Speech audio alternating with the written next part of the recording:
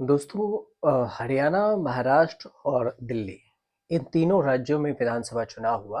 तो फिर यहाँ कांग्रेस की हार हुई और विपक्ष की जो राजनीति थी वो काफी धीमी आंच पर पक रही है। अब भले ही इन दिनों सड़क से लेकर संसद तक शांत है, लेकिन जिसकी चर्चा खूब हो रही है वो एक नाम है नवीन पटनायक। पटनायक की इन दिनों चर्चा इसलिए भी हो रही है क्योंकि उन्होंने विपक्ष वाला मुद्दा उठाया है। लोकसभा चुनाव 2024 में बीजेपी को टक्कर देने के लिए जो मुद्दा विपक्ष ने उठाया, वो इंडिया गठबंधन को इससे फायदा भी हुआ और खुद के दम पर बीजेपी को सरकार में आने से रोक दिया। हालांकि बीजेपी सरकार में आई एनडीए की बदौलत। अब नवीन पटनायक एक तरफ साउथ के स्टालिन से मिलने का प्लान बना रहे हैं, तो वहीं दूसरी तरफ चुनाव आयोग से विपक्ष वाला मुद्दा ही उठाकर इसकी जांच की मांग कर रहे हैं। वोटर लिस्ट और ईवीएम का मुद्दा है और जिसका जिक्र विपक्ष आज भी रह रह कर उठाती रहती है। तो इसे ही थोड़ा समझ लेते हैं कि आखिर नवीन पटनायक क्या इंडिया गठबंधन में आएंगे और क्या कुछ ईवीएम, वीवीपैट और वोटर लिस्ट को लेकर मुद्दा उठाया है।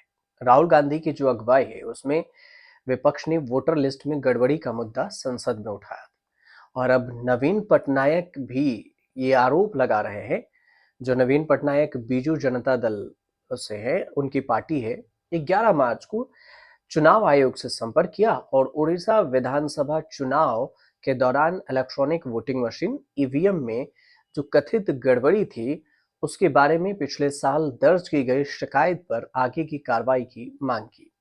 क्या कुछ शिकायत है ये भी समझिएगा कि बीजेडी ने चुनाव प्रक्रिया को स्वतंत्र ऑडिट और नागरिकों के नेतृत्व वाला निगरानी की सिफारिश की है। नवीन पटनायक की पार्टी है बीजेडी, उन पर उन्होंने आरोप लगाया है कि एक बूथ पर डाले गए कुल वोटों और उसी पर ईवीएम के में डाले गए कुल वोटों में अंतर है। बीजेडी ने जो ज्ञापन पहले चुनाव आयोग को सौंपा था उसी पर चुनाव आयोग से एक्शन लेने की बात भी कही है। पार्टी द्वारा पहले सौंपे गए ज्ञापन की ओर से चुनाव आयोग का ध्यान आकर्षित करते हुए बीजेडी ने कहा है कि फॉर्म 17C के भाग 1 और भाग 2 में स्वतंत्र निष्पक्ष चुनाव प्रक्रिया में बाधा उत्पन्न करती है।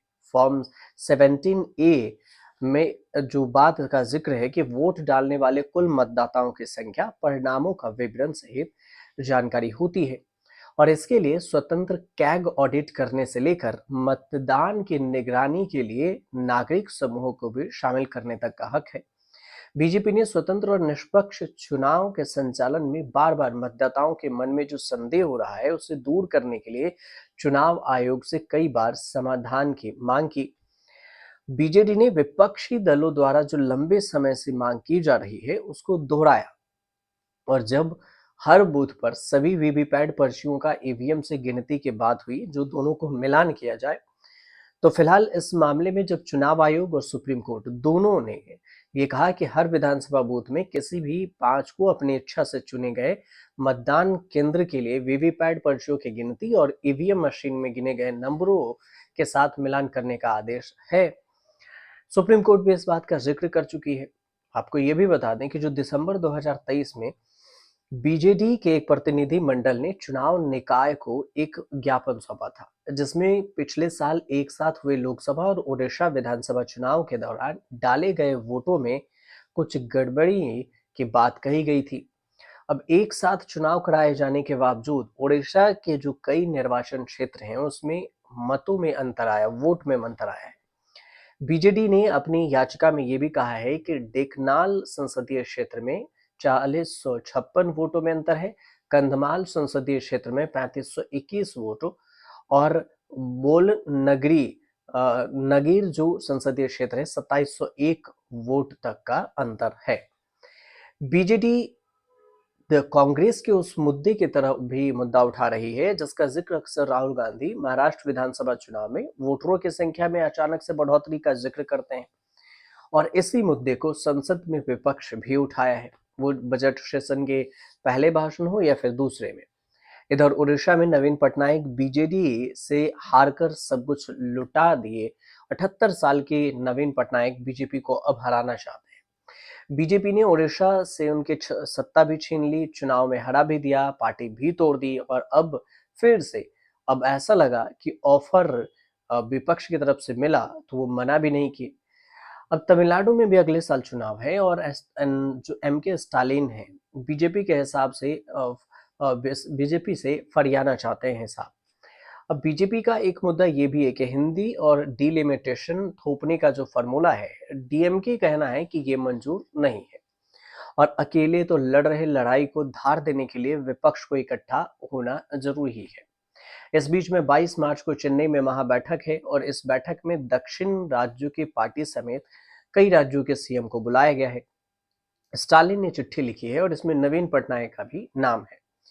इसमें कई विपक्षी जो पार्टी है जैसे वाईएसआरसीपी है, टीडीपी है, अकाली दल है, इन सभी को बुलाया गया है। केरल के पी विजयन को भी, आंध्र से चंद्रबाबू नायडू को भी, तेलंगाना से रेवंत रेड्डी को, कर्नाटक से सीतारमैया को, इन सब को इसमें बुलाया गया है कि आप आइए और हमारा समर्थन कीजिए।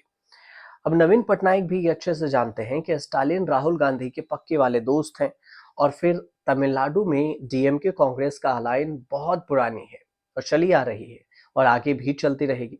और जिस बैठक में शामिल होने के लिए नवीन पटनायक ने मंजूरी दी है उसमें राहुल गांधी, खड़गे भी जा सकते हैं और अगर नहीं भी गए तो कोई बड़ा नेता तो शामिल जरूर होगा। नवीन पटनायक और जगन मोहन रेड्डी दो ऐसे विपक्ष के नेता हैं जो बीजेपी के मित्र रहे जरूर, लेकिन एनडीए में शामिल नहीं हुए और अब समय ऐसा आया है कि दोनों के राजनीतिक बेहद ही खतरनाक मोड़ पर है।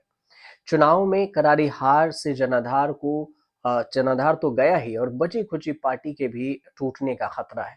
अब विपक्ष के साथ आने को लेकर भी बात हो रही है। आते हैं या नहीं ये तो आने वाले वक्त में ही पता चलेगा। फिलहाल जो जानकारी थी वो हमने आप तक पहुंचाई। अगर आपको जानकारी अच्छी लगी तो हमारे चैनल को सब्सक्राइब कीजिए, शेयर कीजिए और कमेंट कीजिए।